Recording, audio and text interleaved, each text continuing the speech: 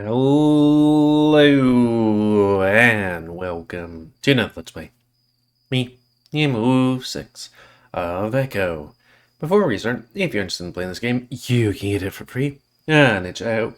But if you want to support the people that made this game and making other games, you can go to their Patreon, which is $3 a month. So, on the last Let's Play, we were licking our wounds and then remembered that Heather took the dam operation thingamajiggers and she knows about the dam and she was going in the direction of the dam, and then we're like, we think she's going to mess up the dam so that Echo's gonna flood.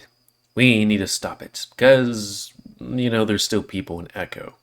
So here we are. Also, she has a gun, so you have to be careful. Set face and start. Sniffing and distraught, mumbling can be heard from inside, including the rapid flipping of pages and clicking noises from the computer terminal. Hey, Heather?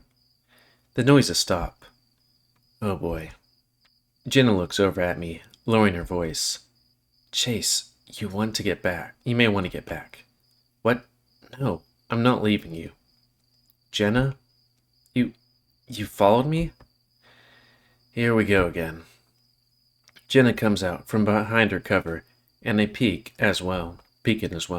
Inside, a computer with a bunch of monitors hooked up to the wall is turned on. One of those monitors has a window open called Floodgate Control. Maybe she knew what she was doing after all. Chase? I grimace, trying to quickly shift into a smile. Hi. I can practically feel the cringe from Jenna beside me. I don't know why I said hello like that. Long night. I clear my throat. We wanted to make sure you were okay, and maybe see if you wanted to maybe reconsider your course of action. Heather reaches over toward the desk, and next to it, I know which she has her pistol trained on us. We quickly duck back behind the wall. You two can't stop me. I know this is what I have to do. I saw the future in, like, a dream? A walking dream. Everything worked out. Everything was underwater. There was peace. This has to be done. This has to be done. Her eyes flick to the murky, black water at the foot of the dam. There was quiet. It was a dream, but it wasn't a dream. You know what I mean? Jenna watches Heather, keeping close appraisal of her twitchy hand upon that revolver.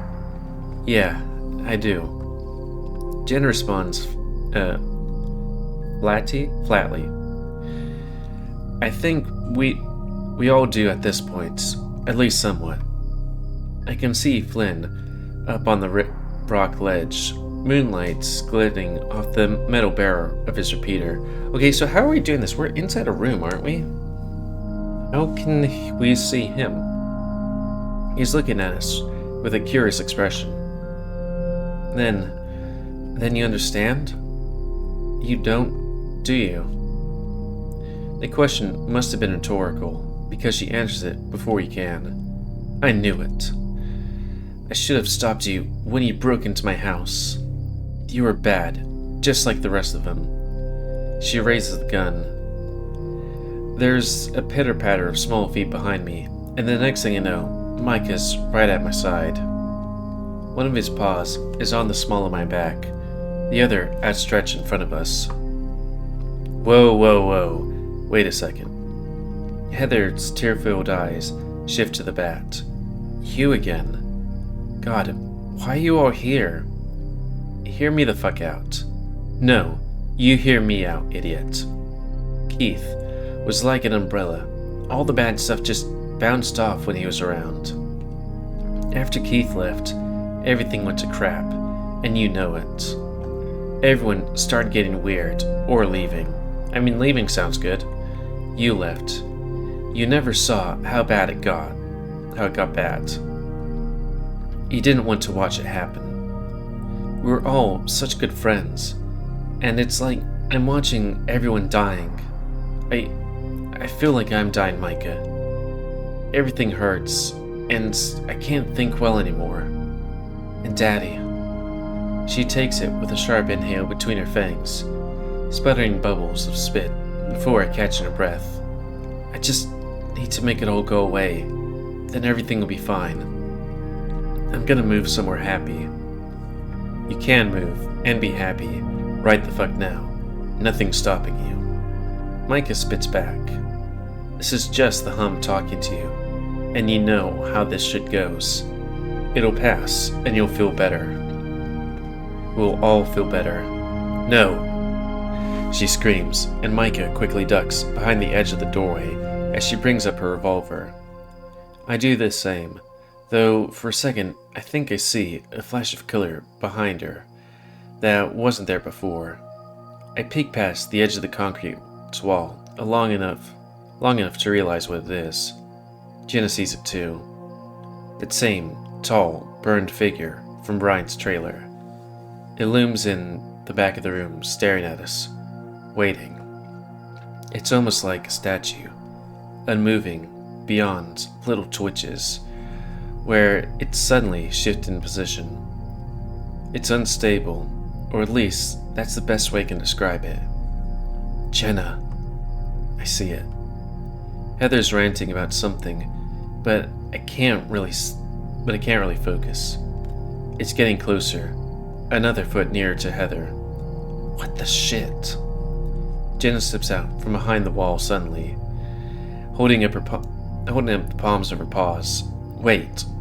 Astonishingly, both Heather and the thing stop, though it's still very much there, looming over the background, as if the world itself is distorting around it. 3 holes pierce its face where its eyes and mouth should be.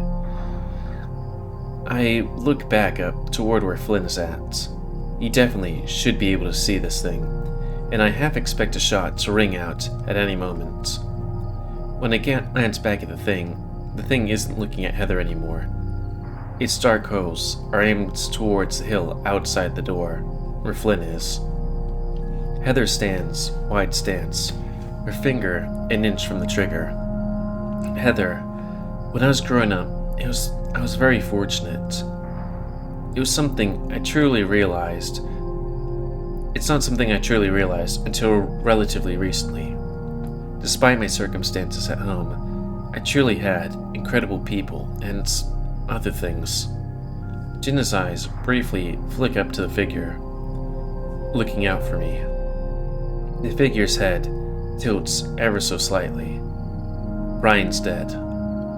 Your father, he's certainly fucking dead. There's some zeal to Jenna's words, and it becomes rather evident she thinks this is a good thing. And they can't hurt you anymore. The thick tear streaks down Heather's cheek as Jenna takes a step closer, pointing outside the south. Back in town, there are still people who genuinely care about you, the ones who have stuck to you through all this. Jeremy, he's a complete turd, and I'd give him a piece of my mind if I saw him. But he generally likes you. Same with Clint. But Clint talks about all the things we used to do to you guys growing up. All the things that were said. Why are you saying they're good? What we do as children does not define us as adults. Heather, I don't honestly believe you want to hurt your friends. Heather shudders, hugging herself. I'd honestly be tempted to rush her for the gun if that thing weren't standing behind her, watching Jenna speak. Heather sobs, her thin wrists trembling as if the weight of the pistol in her paws had burned her for too long. Finally they droop, the gun limply hitting the floor.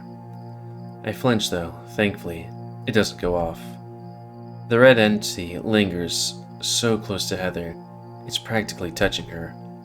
Then, as if a great, silent wind sucks it backward, its body contorting to a pull, a strip of its flesh disappearing in the void.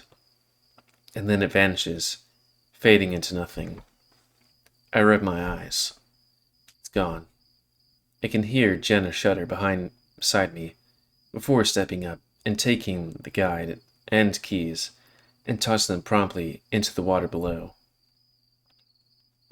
Micah picks up the gun, flicking open the chamber and spinning it with its thumb. Out of bullets. Fucking hell. I was kind of wondering because it was like there was two in that guy's face. Maybe one she shot earlier when she was carjacking, and then the one she shot in the house. Like, she wouldn't be high on bullets unless, she reloaded. Flynn skids down the hill, nearly tripping as he hustles over.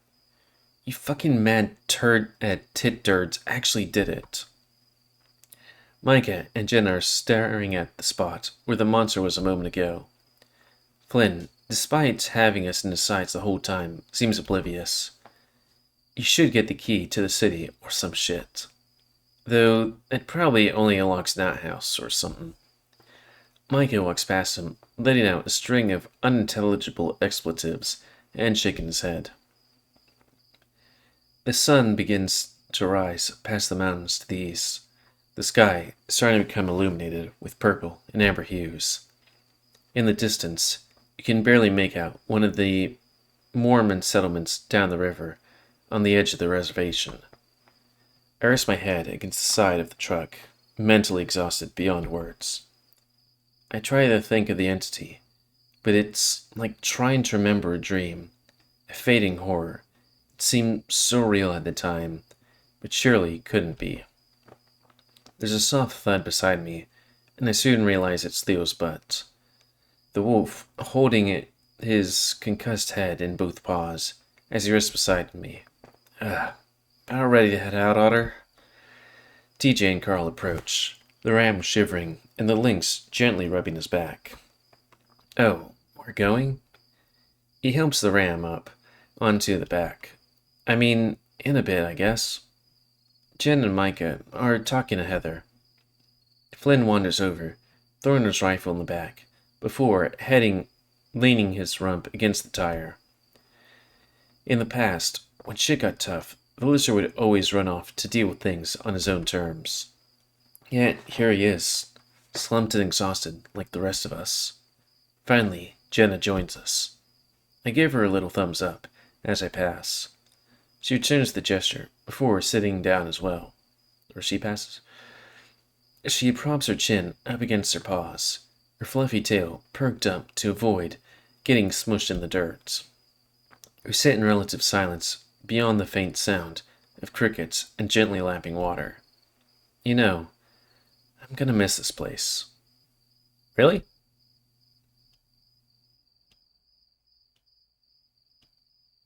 Jenna glances over, frowning some. I was joking, right? I expected some laughter there. I think you're plenty funny, Jenna. You respond tiredly. Micah, seemingly out of nowhere, comes up and props his elbow on the hood. Shut up, Chase. Now, are we fucking off or what?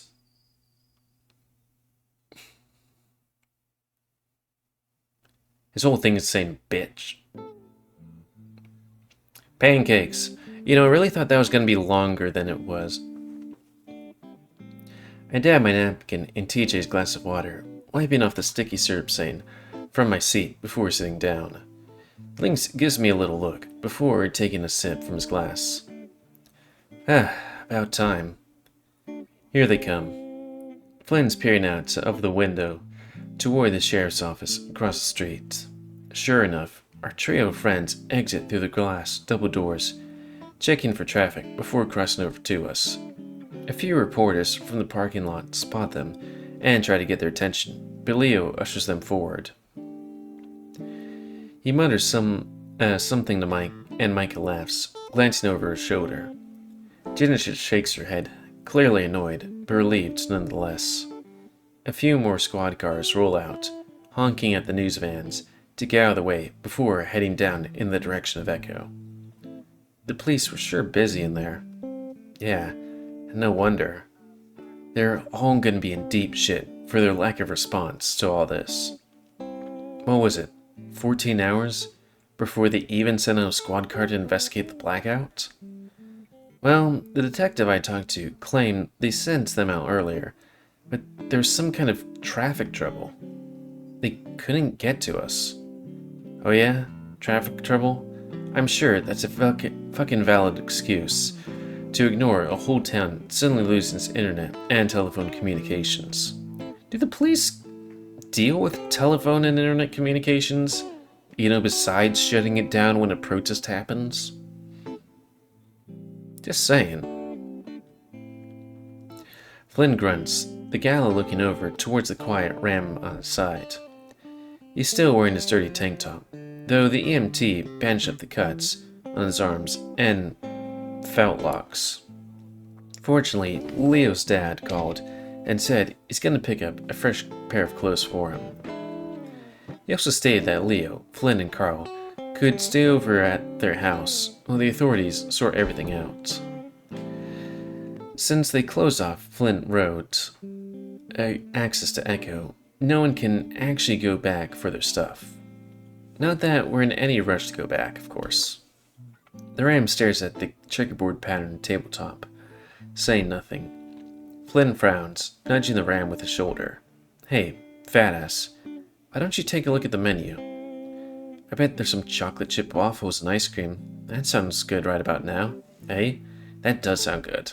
The lizard smiles down at him as he slides over the menu. Carl looks up for a moment. He sluggishly flips it open. I think they serve your parents' brand of ice cream here. TJ forces a smile, which is a strange sight in and of itself.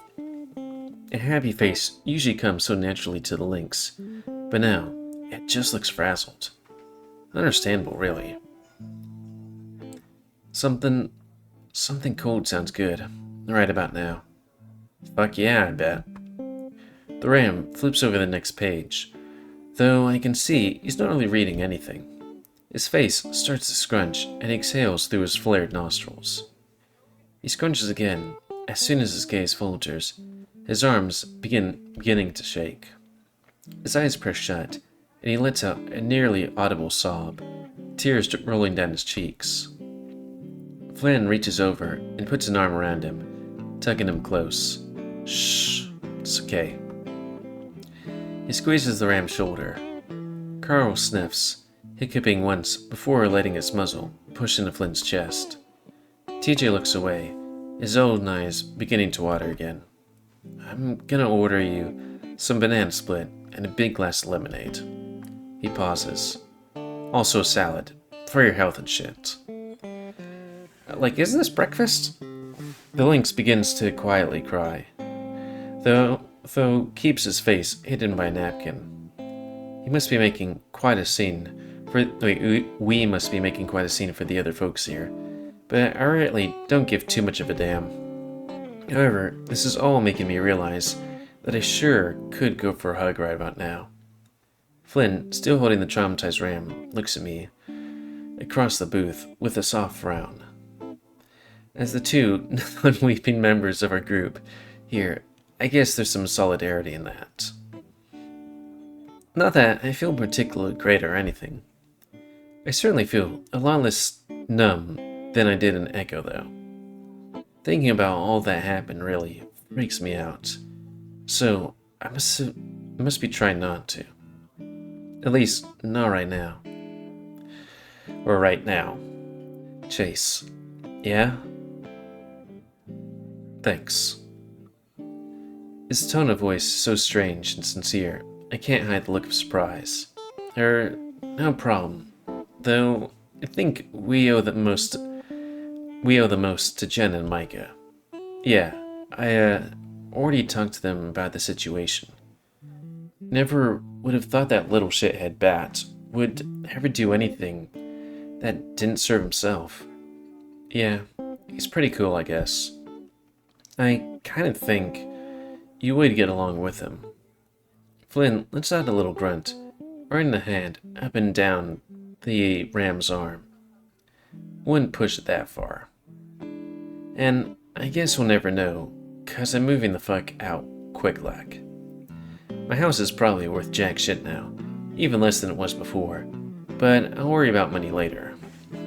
TJ wipes his eyes, clearing his throat. Maybe you could start one of those online fundraiser things? Since this is getting so much attention on the news. I'm sure there are plenty of people folks at my church who would be happy to donate to help you get on your feet. Take charity from strangers? Flynn looks out towards the news vans outside. A particularly antsy-looking newswoman is currently getting chewed out by a police officer in SWAT gear. Though it looks like the news lady is grilling him right back, shoving a microphone in his face. I think that's what I want to be one day. The guy with the camera, chasing tragedies for profit. Huh. Maybe I should change my major. A glance back towards Flynn and Carl, the ram still visibly crying, but no longer racked by quaking sobs. For some reason I smile, if only for a moment. Or you could marry a wealthy heir you helped save from an abduction a couple of hours ago. I'm sure that comes with some financial stability. TJ immediately stops crying, blinking at me, then Flynn across the table. Flynn's eyes go wide before he quickly furrows his brow. Fuck you, Chase. Despite everything, if the lizard could blush, I have a feeling he'd be doing it right now. Carl doesn't seem to hug into him a little tighter. Carl does seem to hug into him a little tighter. I swear I can read. The bells on the front door jingle as they're pushed open, and I can see Leo peeking in, searching for us. Once he spots our booth, he gestures in our direction towards the others, and they make their way over. I swear, these fucking useless pigs were gonna keep me locked up in there indefinitely, till you vouched for me. Just 'cause they can't do their fucking job, they gotta find someone to pin this all this bullshit on. Why not the kid with the record? They're still trying to figure out what exactly happened. And they won't, because it ain't the sort of thing that can be figured, you know? Oh, yes, that I know. Jenna closes her eyes for a moment, though they open again, and she stares at Leo coming up behind her, or she startles from it. Whatever. He's about to speak when a particularly rotund alligator woman saunters up beside me. She's wearing a white poncho shirt, jeans, a blue pancake house apron. Why, hello there. Y'all got enough room here for a booth? She smiles, seemingly unfazed by the sorry state we all look to be in. I suppose when you work at a 24/7 diner in the middle of the desert, you see some oddball customers. TJ blinks, then mutters an apology as he scoots himself over, close to Finn. I do the same, and Jenna moves in to sit beside me. Mike and Leo take the opposite side. We're in a long corner booth. That actually has several mini tables, but with all of us together, we're shoulder to shoulder in here. We each tell the waitress that we want no particular order. Micah particularly blurts out that he wants 2 hash browns, 6 house-style waffles, toast with strawberry jam, and a side of bacon. Meanwhile, I ask for a large iced tea and a bowl of vanilla ice cream. Jen insists on getting something healthy in my stomach, so she offers to split her turkey sandwich. I smile at her and accept, relaxing against the pleather backing of the booth seat. I guess it's like fake leather? Then why didn't it call it pleather? Our server finally gets to Flynn and Carl, and both don't seem to be too focused on what she's saying. Flynn is staring at his phone, and Carl is leaning into him with a distant look in his eyes. TJ gingerly nudges the gala, and Flynn quickly looks up at the alligator. Oh, a banana split, and a garden salad, please, with 2 lemonades. Pink. What? Pink lemonade. Flynn looks back at Carl, like his last shred of masculinity can't possibly bear to utter those words out loud. It's like, What is pink lemonade? Fortunately, the waitress writes down Carl's correction with that same undulating smile, unjudging. 2 pink lemonades. Alright. If that's all, I'll be right back with you folks in a bit. Carl lowers his noggin back to Flynn, while the gala goes back to staring at his phone.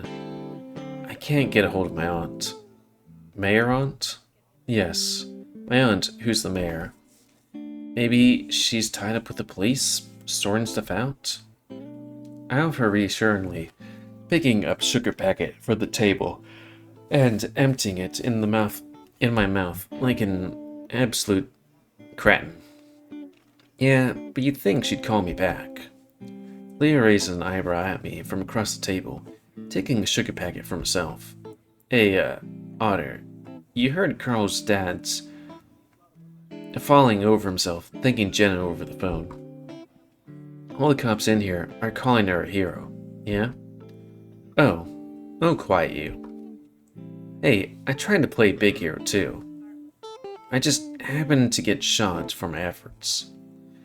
Guess you're not much of a smooth talker.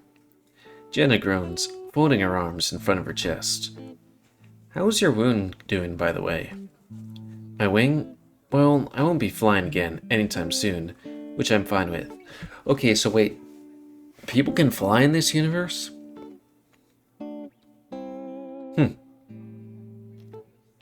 Like, I guess he could have, like, give himself some lift, but I didn't think he could fly.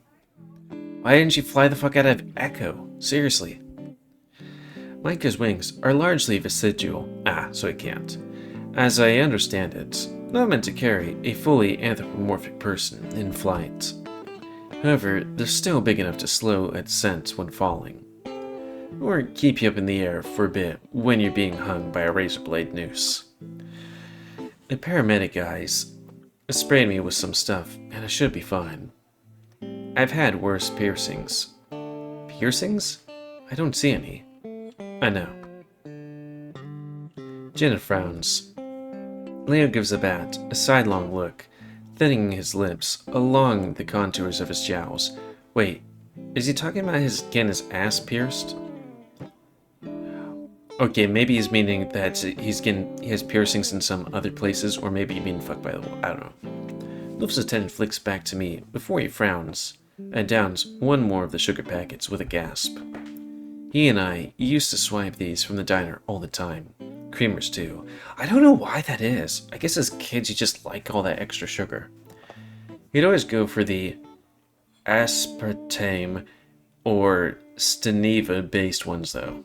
I can see Jenna giving us a curious glance before refocusing attention on me. Anyway, the police are plenty happy with you too. It takes me a second to realize that she's referring to what she's referring to, and I quickly wave a dismissive paw. Well, I'm sure I just gave them more work. That is their job, Chase.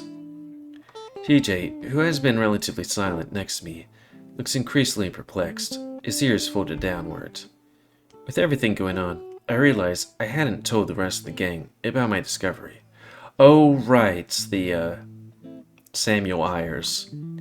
For those not present, I found an old corpse on the side of the road, from like the 70s. This gets Carl, Flynn, and TJ's attention. Found is putting it mildly. You picked a patch of dirt and started digging until you found a guy's body and wallet. What? I held up my paws, shaking my head. I can't explain it. I can't explain a lot of things. The fact the body is so old, though, means I'm not a suspect, at least. A weirdly sour feeling courses through my body, and I instinctively squeeze my tail beneath the table. But they ran the guy's name through the system. His disappearance was so long ago, they don't even have a record of it anymore. They did find living family, though, or at least a point of contact, from what I heard. Jenna smiles. I'm sure whoever they are, they'll be grateful for what you did. After 4 decades? I'm not so sure. Maybe it would just dig up old wounds, raising more questions than answers. It's not like I told the police my dream about the van or anything, or who the original owner was. To think, Sydney's dad killed a guy. No wonder he ended up the way he did. There's a moment of silence, Micah staring impatiently at the kitchen, and Flynn dialing up his on again. Jen exhales, breaking the quiet. Regardless, I'm just glad you're okay. Micah's fingers and neck are healing up nicely, and you two are already went too fast. And you two are finally separated. Ah. Jenna nods towards Leo and I. There's no way in hell that phrasing was intentional. She has this self-confident smile on her face, though.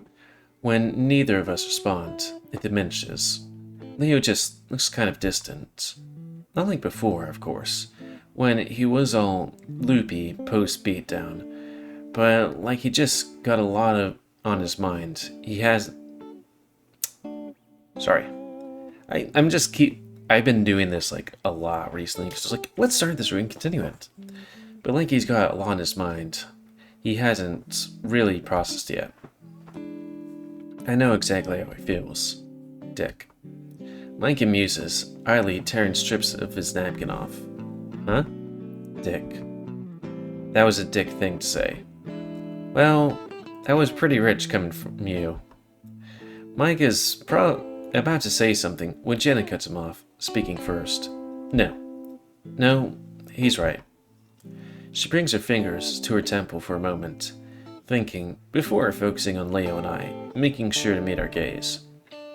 Acting like we're all still in high school, teasing you about your relationship, it's not appropriate. And ultimately, it's driven by jealousy.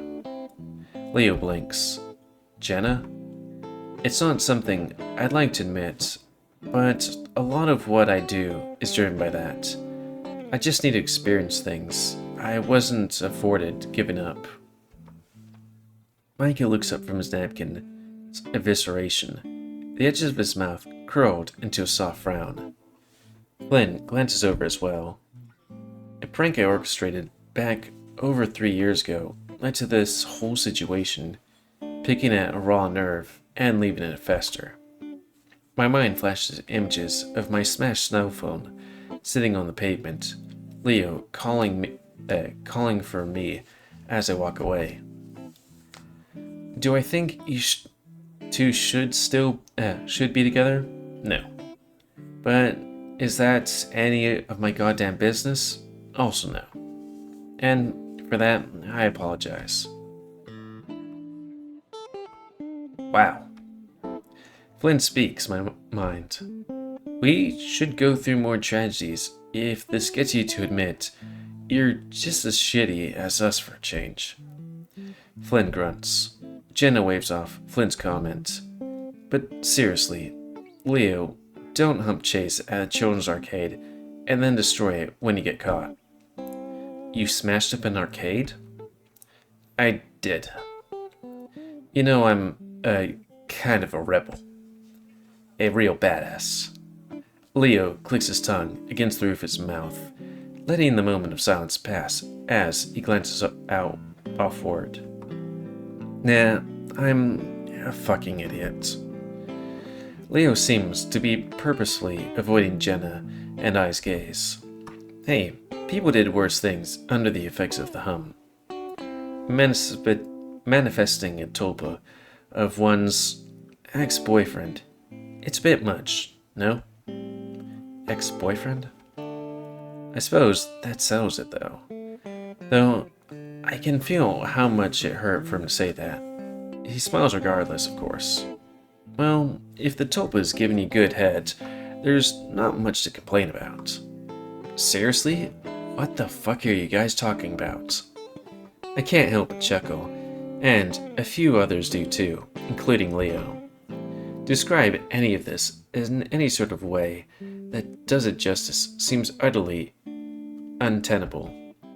Look, I reckon it's best if you put some time and a few beers in between this event and us for getting into the nitty-gritty details, yeah? Oh, planning another Echo meetup already? I ask, trying to sound more lighthearted than I feel. Fuck no, Otter. We've got the internet if you want to talk.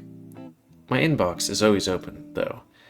Though I think therapy may be a safer bet than bears. I could get you some harder stuff. Jenna sighs. Like? She seems to regret the question the moment she says it. You ever had foot-tall devil dog cake with strawberry, cherry, and raspberry filling? I know a place off Santa Rita and Bushy in Pueblo. Would take your mind off anything. I also can get you some heroin. Micah, for God's sake. I'm just kidding. Christ. I don't know where I'd get that cake from. The cake's placed close to years ago. It is funny when you play a game like this and it's like, hey, I think the words that would be the best, and then the people that write the game, the writers know what it would be the best way to do things, And I was trying to capture this moment, but I forgot I had my phone to reset. Sorry. And it's taking forever to load because, older phones and all that. Them retroactively making shite. Let me rub my eyes for a hot second, because, we're getting close to the end-ish. We talk for a few more minutes, mainly riffling on what the hell we're all going to do after this. The food arrives before Jenna and I really get a chance to weigh in, though. Not that I'm complaining, of course. The vanilla ice cream looks delicious, and Jenna's sandwich she offered to split doesn't look too bad either. She sets it gingerly on my plate. Flynn glares at his pink lemonade as if it had just insulted him. Fucking hell. He glances over to Carl, who seems to be working up the energy to sit upright enough to eat his food. This looks like your piss after too many energy drinks. That was once. Carl speaks up in a stifling voice. Blizzard looks at like he's about to take a tentative drink right when his phone goes off. He quickly snatches it up. Hello? Mark. He leans forward, resting his elbows on the tabletop. Yeah, hi. I left a message earlier. Have you heard anything from my aunt? He frowned suddenly. Okay. Why? Alright. Blizzard takes Carl by the shoulders and straightens him out, the bleary-eyed ram blinking some as Flynn tries to stand and scoot past him. I'll be right back. Flynn, after accidentally hip-bumping Micah in the face a half-dozen times, manages to exit the booth. He heads out towards the parking lot. Ordinarily, I get the impression this would annoy the shit out of the bat, but he's too excited for his plate of food to complain. He dives into the bacon foist, shoving it all in his mouth as a whole wad. Even Leo raises his brows a bit. Don't choke. Oh, like the time you said that when I was 13 and I was giving you head? I think Micah mumbles an expletive at him. The hungry guy is already moving into his jam and toast by the time I bite into my sandwich. We eat in silence for most part, though it's not exactly awkward. I think we're just mainly content to have each other's company after everything we've been through. I can't fathom being alone with my thoughts after all this.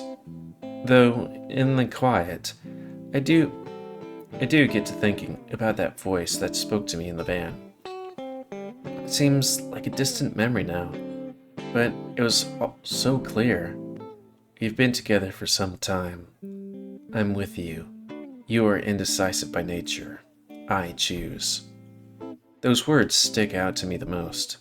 Glancing around at my friends, I decided to try something. I let the ambient noise of the diner fade out, focusing on trying to remember that voice, the one I heard before. I closed my eyes, emptying my mind of worries and other thoughts. I wait.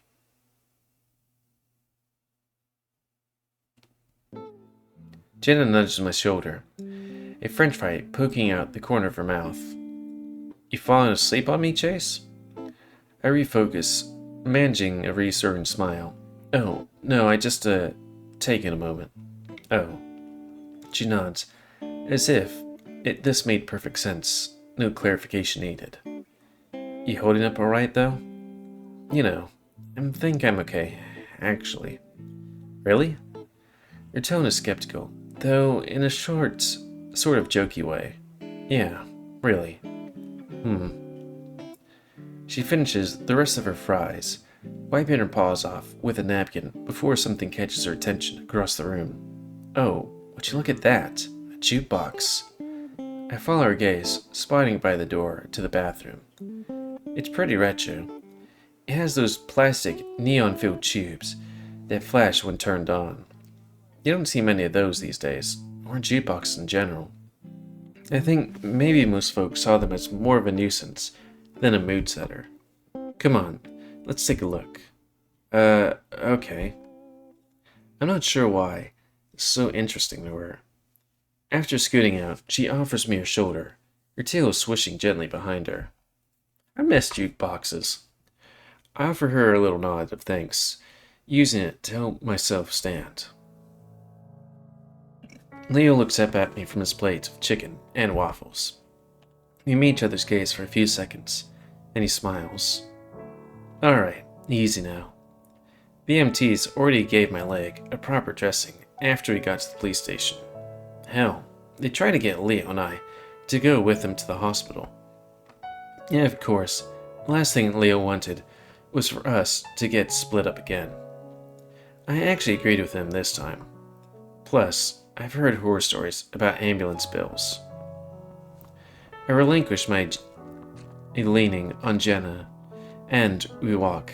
I hobble towards the jukebox. The music section is pretty dated for the most part, though there are some modern dance hits thrown in there, surprisingly though. They're scribbled on with permanent marker on sticky note labels. Jenna makes a show of inspecting the options, though she speaks up towards me.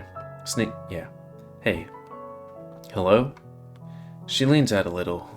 She lets out a little laugh, then sighs. Sorry, just haven't got a moment to speak alone with you for some time. Something on your mind? She nods. A lot, actually. There's a considerable amount of things we've seen, we've experienced, and will never make plausible sense to anyone but us. Jenna gestures discreetly toward the rest of the group at the booth. I notice that Flynn is still not back. It does sort of put everything into perspective, I guess. Yeah. Part of me wonders whether I made the right decision. The musing comes from the surprise. Jenna never one to really doubt her choices, or at least make such doubt known. What do you mean? Well, from what I figured from both of your historical research and what Mike had said, this hysteria is cyclical. It always comes back and ends up hurting whoever's around it.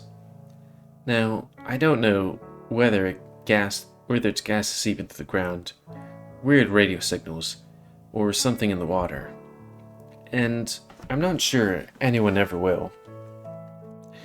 But what Heather wanted to do, in the town, that would certainly put a stop on anyone trying to live there again. As long as the water stayed there, I guess. Just saying. I don't think anyone is gonna want to be wanting to stick around there for a long time after this. Jenna's gaze shifts to the tile floor beneath her feet. Yeah. For a long time. She repeats. I try to think of what to say next. In the background, I can hear Micah saying something crude about the origins of syrup. Or like beaver buttholes? Is that it? Oh no. No, that's vanilla. I glance back and see Leo chuckling and TJ covering his face. Carl stares out the window. I don't know if you can really fight forces of nature. Whatever's going on, it feels much bigger than us. But what you can do to help, is help people, I guess. Sorry. I've been doing mental notes for quite a while. I just, don't want to put it down. And that counts for something. What you did for Heather, despite everything she did to you, that counts. Second chances and all that. Jenna smiles. Chase, it's very nice of you to say. Very sappy, of course, but still sweet. I'm not quite sure I can fully see it that way, at least not yet. Her tail thwacks me a little, and after brief moments of nearly tearing over, I thwack back. I think we all turned out okay, noticing the circumstances. Echoes this tiny town in the middle of nowhere, and the shitty situations brought us together in the end. And I don't regret that. She taps her fingertips against the glasses of the glass jukebox, looking elsewhere. I wonder what it would be like if Sydney were still here. The question catches me off guard. As far as I knew, Jenna never really liked the kid back in the day. Still, I guess he was part of the group, hence the thought maybe. I don't know. I don't really want to think about it, to be honest. Maybe he'd have helped Leo beat the shit out of Brian. I blink at her, the words sounding strange coming from her mouth. She looks at me, furrowing her brow. What? He was really into that wrestling stuff. I cross my arms over my chest. I guess? There's a long silence. I had a dream about him early in the week. And once everything started, hitting the proverbial fan, I remember hearing these strange voices. She doesn't elaborate on the specifics, though. Further, shifting the focus to me. I didn't make anything of them at the time, but noting everything that's happened later, she stops for a moment. If you want to talk to me about what happened sometime, just let me know, okay? I try to read her expression. The offer is seemingly sincere. I don't see any sign of judgment or scrutinizing intent in her words. As usual around her, I find myself not quite sure what to say. Whatever happened to you claiming you're not a therapist? I'm not. I'm your friend. And I wanted to stay that way for a long time. Damn, got friend-zoned? Heck. Despite my wariness at that original question, I can't help but feel a little fuzzy from that statement. So, just a friend, huh? Now, it's Jenna's turn to be caught off guard. But the surprised look on her turquoise eyes lasts only a second. Oh, perhaps you got the wrong impression this past week. You're just a boy toy. I look at her and feel my heart starting to sink. I do mean, my mind was under the effects of the town-wide sweeping hysteria, after all. I can't be held accountable for my actions. However, she sucks in her lip, staring at the ceiling as if in thought. If you wanted to take me out on a proper date when it gets back to Pueblo, I wouldn't be opposed. Though I don't want to fuck on the first date. I'm not a slut. I feel myself slowly starting to grin, and have to quickly reshift my face to a less creepy expression. Okay. Not opposed. Huh. She lets out a humored exhale, shaking her head. To speak candidly, me teasing and flirting with you around Leo, that's not really me. Or at least, that's not how I want to be. I should be better than that. Otherwise, I'm no better than Flynn at the river, plucking at raw nerves. I'll admit, I was kind of worried that you're just doing all that to be competitive with Leo, like it was some kind of game. Jenna nods. Oh, it was completely true. What? I was, to at least some extent. Hence, the offer for something a little less biased. I look at her, a little gobsmacked, but at the same time, I can't help but feel appreciative of the honesty. I guess I'll, consider your offer.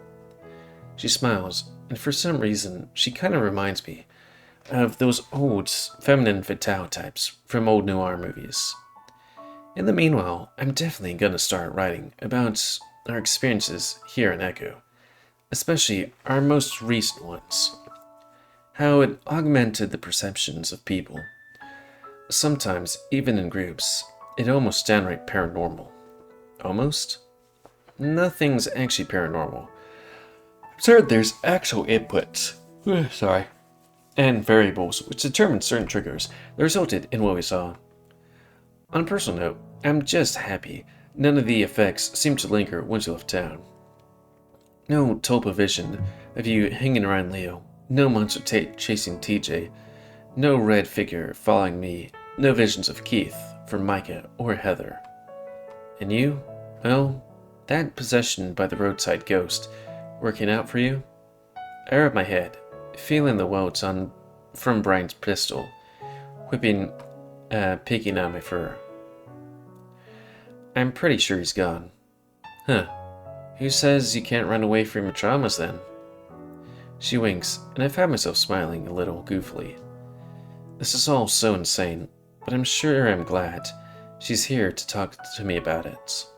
Now Chase Hunter, the true question. She turns to face the jukebox. What should we pick?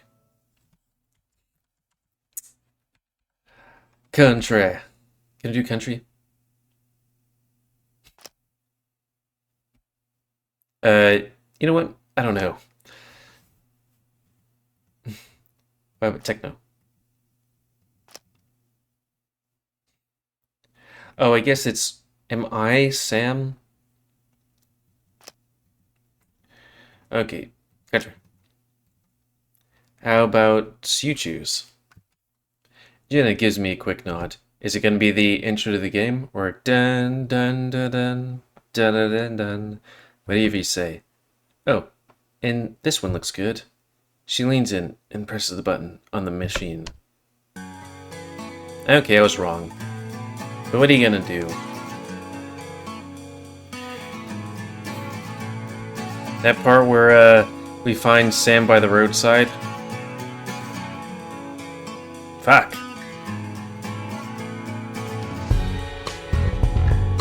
Howley? Oh, I'm thinking of the collie. Probably not the same guy.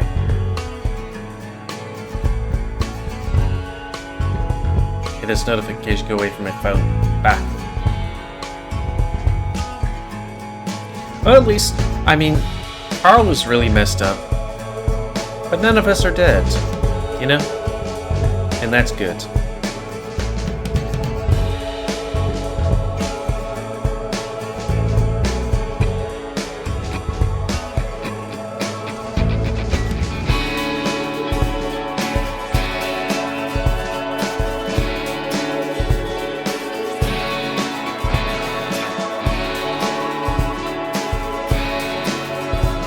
I guess it's all the CGs from her route. There's a bit loud, but that's fine. It's the credits.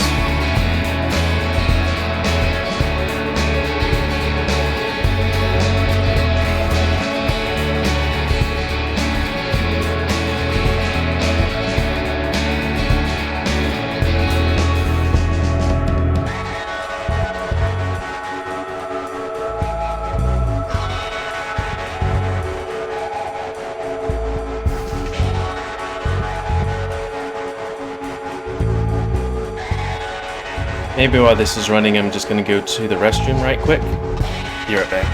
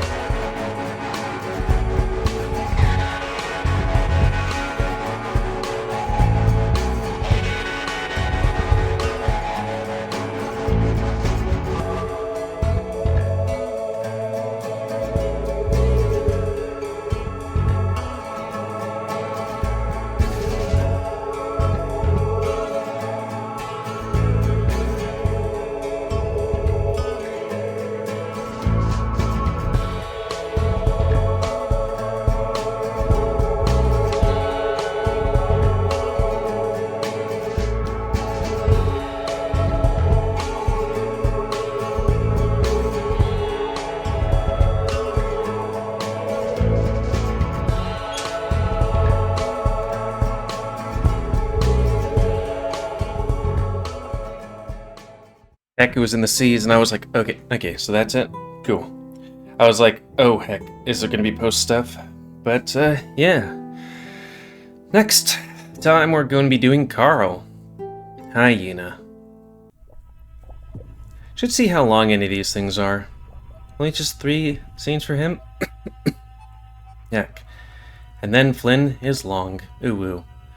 So that's gonna be the end of this Let's Play, but not series, because we're gonna continue it for 2 more routes, and then go to Arches, the sequel. That's gonna be the end of this Let's Play. So comment, guys, comment, see what you like, dislike, tips, as always. If you like my YouTube and like Seeker, then please like, subscribe, and check out the videos up Chrome. Please don't Spain or animals help control the population.